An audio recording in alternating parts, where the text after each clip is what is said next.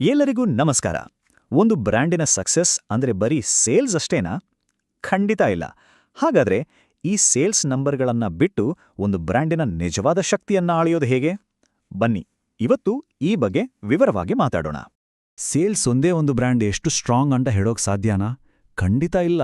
ಅದರ ನಿಜವಾದ ಶಕ್ತಿ ಅಡಗಿರೋದು ಜನರ ಮನಸ್ಸಿನಲ್ಲಿ, ಅದಕ್ಕೆ ಸಿಕ್ಕಿರೋ ಸ್ಥಾನದಲ್ಲಿ. ಹಾಗಾದರೆ ಆ ಸ್ಥಾನವನ್ನು ಅಳತೆ ಮಾಡೋದು ಹೇಗೆ? ಈ ಪ್ರಶ್ನೆಗೆ ಉತ್ತರ ಹುಡ್ಕೋದೆ ಇವತ್ತಿನ ನಮ್ಮ ಚರ್ಚೆಯ ಉದ್ದೇಶ. ಇದಕ್ಕೆ ಉತ್ತರ ಇರೋದು ಒಂದು ಬ್ರ್ಯಾಂಡಿನ ಹೆಲ್ತ್ ಚೆಕಪ್ ಮಾಡೋದ್ರಲ್ಲಿ. ಹೌದು, ನಾವೆಲ್ಲ ರೆಗ್ಯುಲರ್ ಆಗಿ ಹೆಲ್ತ್ ಚೆಕಪ್ ಮಾಡಿಸ್ಕೋತೀವಿ ಅಲ್ವಾ?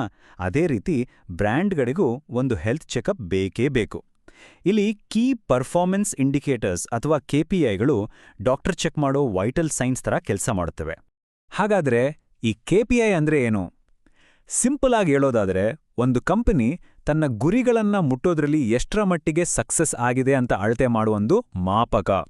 ಇದು ನಮ್ಮ ಪ್ರೋಗ್ರೆಸ್ ತೋರಿಸುವೊಂದು ರಿಪೋರ್ಟ್ ಕಾರ್ಡ್ ಇದ್ದ ಹಾಗೆ. ಈ KPIಗಳನ್ನ ಸರಿಯಾಗಿ ಅರ್ಥ ಮಾಡ್ಕೋಬೇಕು ಅಂದ್ರೆ ನಾವು ಒಂದು ಕಸ್ಟಮರ್ ಜರ್ನಿಯನ್ನ ಫಾಲೋ ಮಾಡೋಣ. ಒಬ್ಬ ಅಪರಿಚಿತ ವ್ಯಕ್ತಿ ಬ್ರ್ಯಾಂಡಿನ ಬಗ್ಗೆ ಕೇಳಿ ಅದರ ಕಟ್ಟ ಅಭಿಮಾನಿ ಆಗೋವರೆಗಿನ ಈ ಪಯಣದ ಪ್ರತಿಯೊಂದು ಹಂತದಲ್ಲೂ ಬೇರೆ ಬೇರೆ KPIಗಳು ಹೇಗೆ ನಮಗೆ ಕಥೆ ಹೇಳ್ತವೆ ಅಂತ ಈಗ ನೋಡೋಣ. ಮೊದಲನೇ ಹಂತ, ಜನರ ಗಮನ ಸೆಳೆಯೋದು. ಇವತ್ತಿನ ಈ ಗದ್ದಲದ ದುನಿಯಾದಲ್ಲಿ ಮೊದಲು ಜನರ ಕಣ್ಣಿಗೆ ಬೀಳೋದೇ ಒಂದು ದೊಡ್ಡ ಚಾಲೆಂಜ್ ಅಲ್ವಾ? ಹಾಗಾದ್ರೆ ಒಂದು ಬ್ರ್ಯಾಂಡ್ ಜನರನ್ನ ಎಷ್ಟರ ಮಟ್ಟಿಗೆ ತಲುಪ್ತದೆ ಅಂತ ಅಳೆಯುವ ಕೆಲವು ಮುಖ್ಯ ಮೆಟ್ರಿಕ್ಸ್ಗಳನ್ನು ನೋಡೋಣ. ಇಲ್ಲಿ ನೋಡಿ, ಬ್ರ್ಯಾಂಡ್ ಅವೇರ್ನೆಸ್ ಅಂದ್ರೆ ಎಷ್ಟು ಜನಕ್ಕೆ ನಿಮ್ಮ ಬ್ರ್ಯಾಂಡ್ ಗೊತ್ತಿದೆ ಅಂತ. ಬ್ರ್ಯಾಂಡ್ ರೀಚ್ ಅಂದ್ರೆ ನಿಮ್ಮ ಕಂಟೆಂಟ್ ಎಷ್ಟು ಜನರನ್ನ ತಲುಪಿದೆ. ಮತ್ತು ಇಂಪ್ರೆಷನ್ಸ್ ಅಂದ್ರೆ ನಿಮ್ಮ ಕಂಟೆಂಟ್ ಒಟ್ಟಾರೆಯಾಗಿ ಎಷ್ಟು ಸಾರಿ ನೋಡಲ್ಪಟ್ಟಿದೆ. ಸೊ ಇದು ಪ್ಯೂರ್ಲಿ ವಿಸಿಬಿಲಿಟಿ ಗೇಮ್. ಈಗ ಬರೋದು ಶೇರ್ ಆಫ್ ವಾಯ್ಸ್. ಇದು ತುಂಬಾ ಇಂಟ್ರೆಸ್ಟಿಂಗ್. ಅಂದ್ರೆ ಮಾರ್ಕೆಟ್ನಲ್ಲಿ ನಡೀತಿರೋ ಚರ್ಚೆಯಲ್ಲಿ ನಿಮ್ಮ ಪಾಲಿ ಎಷ್ಟು?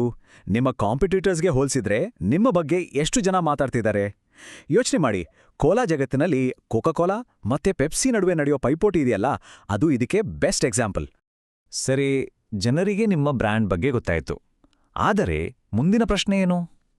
ಅವರಾದ್ರ ಬಗ್ಗೆ ನಿಜವಾಗಿಯೂ ಏನು ಯೋಚಿಸ್ತಾರೆ?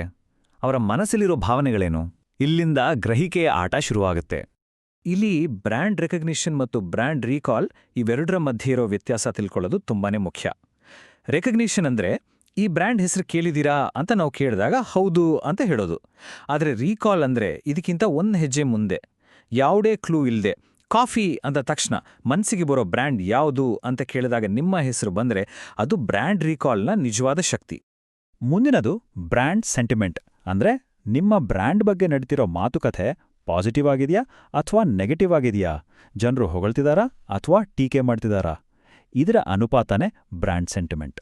ಮೂರನೇ ಹಂತ, ಸಂಬಂಧಗಳನ್ನ ಕಟ್ಟೋದು. ಇಲ್ಲಿ ಬ್ರ್ಯಾಂಡ್ ಮಾತ್ರ ಮಾತಾಡೋದಲ್ಲ, ಕಸ್ಟಮರ್ಸ್ ಕೂಡ ಮಾತಾಡ್ತಾರೆ. ಇದೊಂದು ಟೂ ವೇ ಸ್ಟ್ರೀಟ್ ಇದ್ದಾಗೆ. ಈ ಸಂವಾದ ಎಷ್ಟು ಸ್ಟ್ರಾಂಗ್ ಆಗಿದೆ ಅಂತ ತೋರಿಸೋ ಮೆಟ್ರಿಕ್ಸ್ಗಳನ್ನ ಈಗ ನೋಡೋಣ. ಎಂಗೇಜ್ಮೆಂಟ್ ರೇಟ್ ಅಂದ್ರೆ ಜನ ನಿಮ್ ಜೊತೆ ಎಷ್ಟು ಇಂಟ್ರಾಕ್ಟ್ ಮಾಡ್ತಿದ್ದಾರೆ ಅಂತ. ಲೈಕ್ಸ್, ಕಾಮೆಂಟ್ಸ್, ಶೇರ್ಸ್ ಇವೆಲ್ಲ ಸೇರಿ ನಿಮ್ಮ ಕಂಟೆಂಟ್ ನೋಡಿದವರಲ್ಲಿ ಎಷ್ಟು ಜನ ರಿಯಾಕ್ಟ್ ಮಾಡ್ತಿದ್ದಾರೆ ಅಂತ ಲೆಕ್ಕ ಹಾಕೋದು. ಇದು ಫಾಲೋವರ್ಸ್ ಕೌಂಟ್ಗಿಂತ ತುಂಬಾ ಪವರ್ಫುಲ್.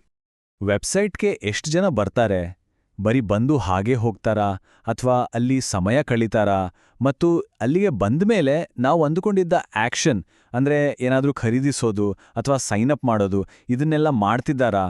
ಈ ಮೂರು ವಿಷಯಗಳು ಅವರ ಆಸಕ್ತಿ ಎಷ್ಟಿದೆ ಅನ್ನೋದನ್ನ ಕ್ಲಿಯರ್ ಆಗಿ ತೋರಿಸುತ್ತೆ. ಈಗ ನಾವು ಜರ್ನಿಯ ಕ್ಲೈಮ್ಯಾಕ್ಸ್ಗೆ ಬಂದಿದ್ದೀವಿ. ಅದೇನಂದ್ರೆ ಕಸ್ಟಮರ್ಗಳನ್ನ ಬ್ರ್ಯಾಂಡ್ ಫ್ಯಾನ್ಸ್ ಆಗಿ, ಅಡ್ವೊಕೇಟ್ಸ್ ಆಗಿ ಪರಿವರ್ತಿಸೋದು. ಅಂದ್ರೆ ಅವ್ರು ಮತ್ತೆ ಮತ್ತೆ ನಿಮ್ಮ ಹತ್ರ ಬರೋದು ಮಾತ್ರ ಅಲ್ಲ, ಬೇರೆಯವ್ರಿಗೂ ನಿಮ್ಮ ಬಗ್ಗೆ ರೆಕಮೆಂಡ್ ಮಾಡಬೇಕು. ಇದು ಅಲ್ಟಿಮೇಟ್ ಗೋಲ್.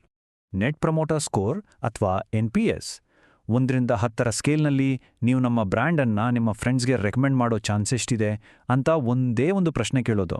ಇದು ಗ್ರಾಹಕರ ತೃಪ್ತಿಯನ್ನ ಡೈರೆಕ್ಟಾಗಿ ಅಳೆಯುತ್ತೆ. ಅಷ್ಟೇ ಅಲ್ಲ, ಬಾಯಿ ಮಾತಿನ ಪ್ರಚಾರದಿಂದ ಮುಂದಾಗೋ ಬೆಳವಣಿಗೆಯನ್ನು ಕೂಡ ಸೂಚಿಸುತ್ತೆ. ಮತ್ತೆ ಬರೋದು repeat purchase rate, referral rate ಮತ್ತು ಕಸ್ಟಮರ್ ಲೈಫ್ ಟೈಮ್ ವ್ಯಾಲ್ಯೂ. ಈ ಮೂರು ಸೇರಿ ಒಂದು ಸ್ಟ್ರಾಂಗ್ ಬ್ರ್ಯಾಂಡ್ ರಿಲೇಷನ್ಶಿಪ್ನಿಂದ ಬಿಸ್ನೆಸ್ಗಾಗೋ ನಿಜವಾದ ಲಾಭ ಏನು ಅನ್ನೋದನ್ನ ಸ್ಪಷ್ಟವಾಗಿ ತೋರಿಸುತ್ತೆ.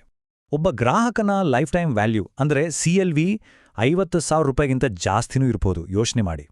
ಈ ಸಂಖ್ಯೆ ತೋರಿಸೋದು ಒಂದೇ ವಿಷಯ. ಇದು ಒಂದೇ ಒಂದು ಸೇಲ್ ಬಗ್ಗೆ ಅಲ್ಲ, ಬದಲಾಗಿ ಒಬ್ಬ ಕಸ್ಟಮರ್ ಜೊತೆ ಲೈಫ್ ಲಾಂಗ್ ಸಂಬಂಧ ಬೆಳೆಸೋದ್ರಲ್ಲಿರೋ ನಿಜವಾದ ಮೌಲ್ಯ. ಸರಿ, ಈ ಎಲ್ಲಾ ಮೆಟ್ರಿಕ್ಸ್ಗಳನ್ನು ನೋಡಿದ್ವಿ. ಈಗ ಇವೆಲ್ಲವನ್ನು ಒಟ್ಟು ಸೇರಿಸಿ ದೊಡ್ಡ ಚಿತ್ರಣ ನೋಡೋ ಸಮಯ. ಈ ನಂಬರ್ಗಳನ್ನ ಬರೀ ನೋಡೋದಲ್ಲ, ಇದನ್ನ ಆಕ್ಷನ್ ಆಗಿ ಕನ್ವರ್ಟ್ ಮಾಡೋದು ಹೇಗೆ? ಒಂದು ವಿಷಯ ನೆನ್ಪಲ್ಲಿಡಿ, ಬ್ರ್ಯಾಂಡ್ನ ಆರೋಗ್ಯ ಚೆನ್ನಾಗಿದ್ರೆ ಮಾತ್ರ ಕಂಪನಿಯ ಆರ್ಥಿಕ ಆರೋಗ್ಯನೂ ಚೆನ್ನಾಗಿರುತ್ತೆ. ನೀವು ಜಾಹೀರಾತಿಗೆ ಖರ್ಚು ಮಾಡೋ ಪ್ರತಿ ರೂಪಾಯಿಗೂ ಎಷ್ಟು ವಾಪಸ್ ಬರ್ತಿದೆ ಅಂತ ತೋರಿಸೋ ROAS ತರದ ಮೆಟ್ರಿಕ್ಗಳು ಈ ಬ್ರ್ಯಾಂಡ್ ಮೆಟ್ರಿಕ್ಗಳಿಗಿರೋ ನಿಜವಾದ ಫೈನಾನ್ಷಿಯಲ್ ವ್ಯಾಲ್ಯೂನ ಸಾಬೀತುಪಡಿಸ್ತವೆ. ಮತ್ತೆ ಇದು ನಿರಂತರವಾಗಿ ನಡೆಯೋ ಒಂದು ಪ್ರಾಸೆಸ್. ಮೊದಲು ಅಳೆಯಿರಿ, ನಂತರ ಅದನ್ನ ಅನಲೈಸ್ ಮಾಡಿ, ಅದರಿಂದ ಸಿಕ್ಕಿರೋ ಇನ್ಸೈಟ್ಸ್ ಆಧಾರದ ಮೇಲೆ ನಿಮ್ಮ ಸ್ಟ್ರಾಟಜಿಯನ್ನ ಬದಲಾಯಿಸಿ, ಮತ್ತೆ ಇದೇ ಸೈಕಲ್ನ ಮುಂದುವರಿಸಿ. ಇದು ಒನ್ ಟೈಮ್ ಕೆಲಸ ಅಲ್ಲ, ಇದೊಂದು ನಿರಂತರ ಪಯಣ. ಕೊನೆಯದಾಗಿ, ಪ್ರತಿಯೊಂದು ಬ್ರ್ಯಾಂಡ್ ಕೂಡ ತನ್ನಂಗ ತಾನು ಕೇಳ್ಕೊಳ್ಬೇಕಾದ ಒಂದು ಬಹಳ ಮುಖ್ಯವಾದ ಪ್ರಶ್ನೆ: ನಮ್ಮ ಬ್ರ್ಯಾಂಡ್ ಅವೇರ್ನೆಸ್, ಎಂಗೇಜ್ಮೆಂಟ್ ಮತ್ತು ಲಾಯಲ್ಟಿ ಮೆಟ್ರಿಕ್ಸ್ಗಳು ನಮ್ಮ ದೀರ್ಘಕಾಲೀನ ಬೆಳವಣಿಗೆಯ ಗುರಿಗಳಿಗೆ ಪೂರಕವಾಗಿವೆಯಾ? ಈ ಪ್ರಶ್ನೆಗೆ ಸಿಗೋ ಉತ್ತರವೇ ನಿಮ್ಮ ಬ್ರ್ಯಾಂಡ್ನ ಮುಂದಿನ ಹಾದಿಗೆ ದಾರಿದೀಪ.